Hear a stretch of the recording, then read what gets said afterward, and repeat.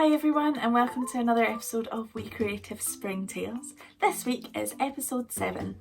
My name's Ailish and I'm part of your learning and participation team here at Capital Theatres in Edinburgh.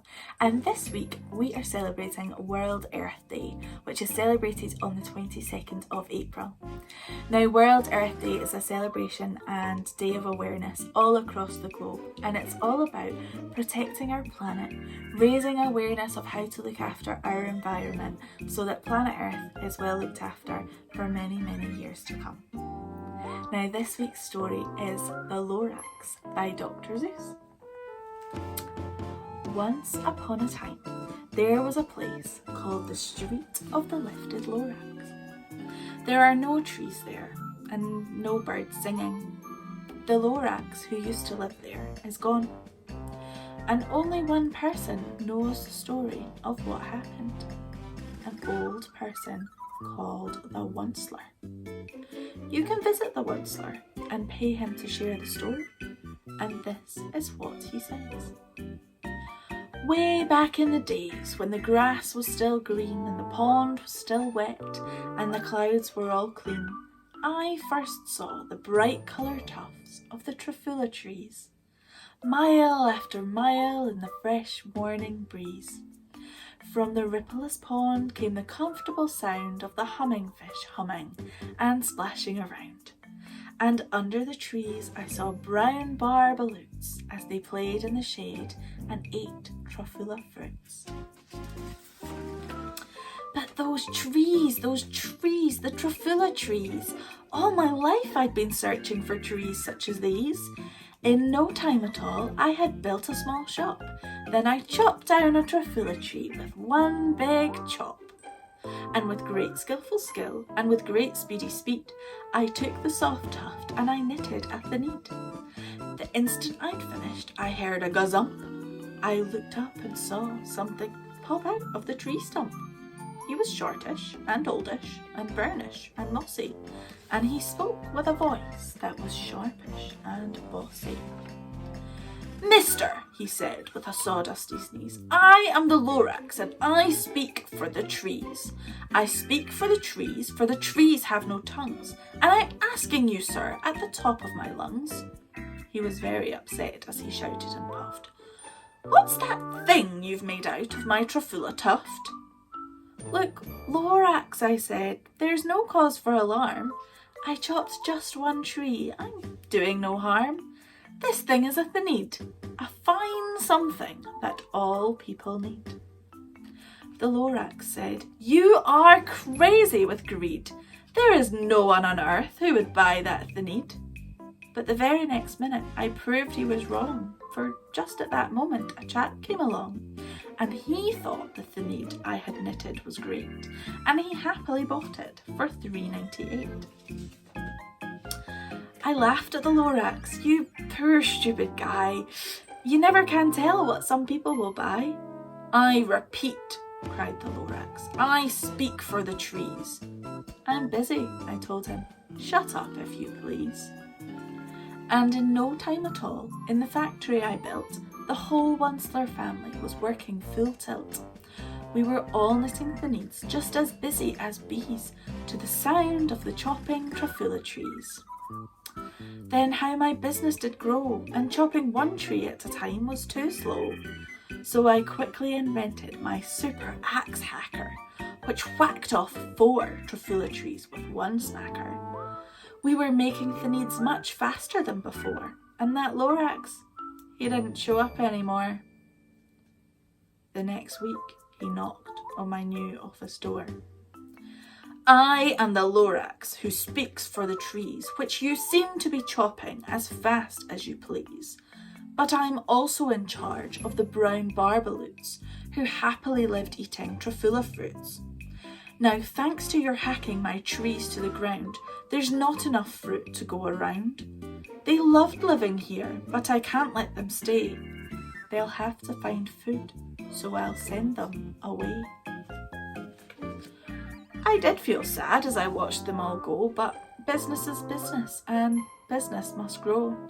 I meant no harm, I most truly did not, but I had to grow bigger, so bigger I got. "Onceler!" the Lorax cried with a sniffle and croak. "Onceler, you're making such smogulous smoke. My poor swammy swans, they cannot sing a note. No one can sing who has smog in their throat." "And so," said the Lorax, "please pardon my cough. They cannot live here, so I'm sending them off. They may have to fly for a month or a year to escape from the smog you have smogged up around here. And you're glumping the pond where the humming fish hummed. No more can they hum, for their gills are all gummed. So I'm sending them off, as their future is dreary, to search for some water that isn't so smeary." I told the Lorax I would carry on turning the trees into thneeds, as thneeds are things which everyone needs. At that very moment, we heard a loud whack. From outside in the fields came a sickening smack. Then we heard and watched the tree slowly fall, the very last Truffula tree of all. The Lorax said nothing, he just gave me a glance as he lifted himself by the seat of his pants, and I'll never forget the grim look on his face when through a hole in the smog he took leave of this place. And all that the Lorax left here in this mess was a small pile of rocks with one word, unlegs. That was long, long ago, but each day since that day I've sat here and worried away. But now that you're here, the word seems very clear. Unless someone like you cares a whole awful lot, nothing is going to get better. It's not. So catch, calls the Onceler, and he lets something fall. It's a Truffula seed, the last one of all. You're in charge of the last of the seeds, and Truffula trees are what everyone needs. Plant a new tree and treat it with care. Give it clean water and feed it fresh air. Grow a whole forest and protect it from axes that hack. Then the Lorax and his friends might one day come back. The end.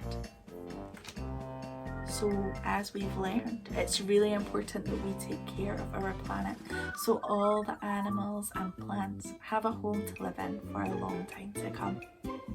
Now over to Kat now, because she has got a very special Lorax craft to show you. And I'll see you again soon for another spring tale. Thank you, Ailish, for that brilliant story. I agree with you completely. We need to look after our planet for our friends, family, and future generations. And with that in mind, the craft today is making our very own Lorax Finger Puppet. Now, finger puppets are great because you can make them for any person in any style, animal, vegetable, mineral, whatever you fancy. But today we're going to have a go at putting together our version of a Lorax one. You're going to need a big black pen so that we can do some outlines and some eyes, a pair of scissors, now these are my fun scissors, but any ones you've got at home will work, some glue. I'm going to use some leftover sticky dots from a different project because otherwise they would be going in the bin, and that is very bad. And if you're like me and you've been following along and doing all these crafts, you should have lots of little scrap bits of paper. Now it might be to-do lists or drawings that you're finished with. I'm going to use this for some eyes. It might be things that you've cut out, like here I'm going to use probably this bit of orange scrap for my body and this little bit of yellow scrap for the eyebrows and the mustache, which makes our Lorax. So how do we do this? Well, get your pieces and bits together and follow along. Okay, so we have our bits and pieces and our scrap paper, and the first thing we're going to do is choose a piece to make the Lorax body. Now what I'm going to do is just sketch as big as I can on this sketch piece of paper a shape for my Lorax finger puppet. And what you want is for it to look like kind of a giant egg, I think, with two big circles at the bottom. But you decide how big you want yours, depending on how big your hands are. I'm then going to get a little bit of scrap yellow and have a look at where you might be able to use what you've already potentially cut out from something else. So I'm going to do a really silly big mustache here, I think.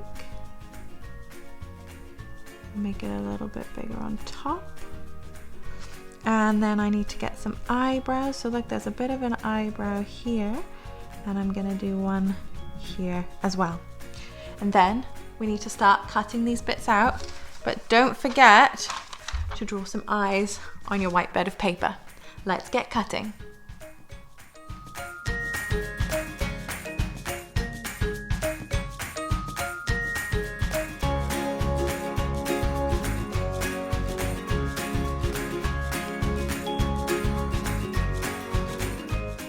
Once you've cut everything out, pop it onto your Lorax body, arrange it in a position you're happy with, and stick everything down. I'm using some recycled sticky dots, but you can use glue or whatever else you have in the house. And to finish off, we are of course going to give him a little Lorax nose right on his mustache. And there we go. It's as easy as that to make your own Lorax finger puppet.